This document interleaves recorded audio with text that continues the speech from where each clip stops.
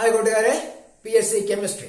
നമുക്ക് എന്താ കുറച്ച് വസ്തുക്കളും അവയുടെ pH വാല്യൂസും പരിചയപ്പെടാം. ഓക്കെ, നോക്കാം. ജലത്തിന്റെ pH വാല്യൂ 7 ആണ്. ഇപ്പൊ നമുക്കറിയാം അല്ലെ, 7 എന്ന് പറയുന്നത് നിർവീര്യ ലായകമാണ്.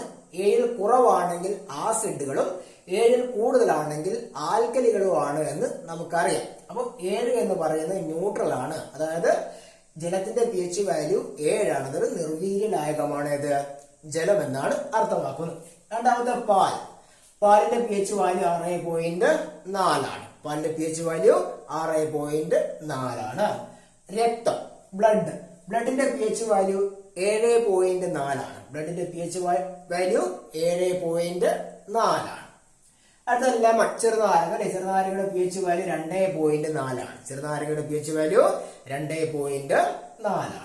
അത് ഉമിനീറിന്റെ pH വാല്യൂ 6.5 മുതൽ 7.5 വരെയാണ്.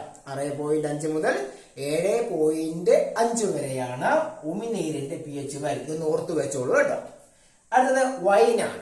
വൈനിന്റെ pH വാല്യൂ 2.8 ആണ്. 2.8 ആണ് വൈനിന്റെ pH വാല്യൂ. പിന്നെ യൂറിന്റെ pH വാല്യൂ 4.8 മുതൽ 8.4 വരെയാണ്. 4.8, 8.4 വരെ യൂറിൻ കേട്ടോ.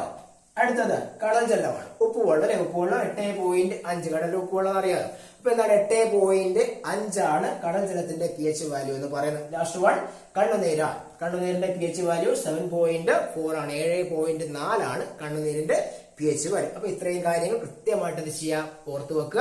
ചാനൽ സബ്സ്ക്രൈബ് ചെയ്യുക, ഷെയർ ചെയ്യുക. ക്ലാസ്സുകൾ അപ്ലോഡ് ചെയ്യുന്ന സമയത്തിനനുസരിച്ച് നിങ്ങൾക്ക് ലഭിക്കുവാനായിട്ട് നോട്ടിഫിക്കേഷൻ ബാർ ഓൺ ചെയ്തതിനു ശേഷം ഓൾ ബട്ടൺ അടിച്ചു വെക്കുക. Okay, thank you.